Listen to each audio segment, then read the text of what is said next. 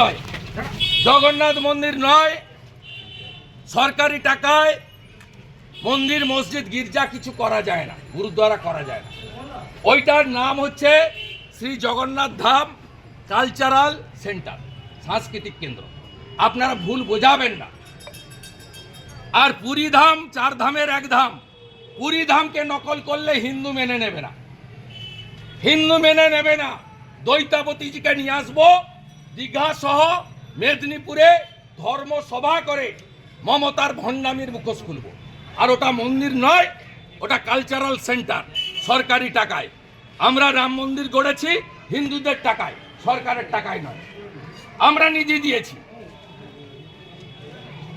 কোন ধর্মীয় প্রতিষ্ঠান সরকারি টাকায় করা যায় না, ওটা শ্রী জগন্নাথ ধাম কালচারাল সেন্টার। আর কোন হিন্দু বিরোধী রেড রোডে নামাজ পড়তে যাওয়া মমতা ব্যানার্জিকে বিশ্বাস করে না, করে না, করে না। তাই হিন্দুরা নন্দীগ্রামে ওকে হারিয়েছে, আবার হারাবে।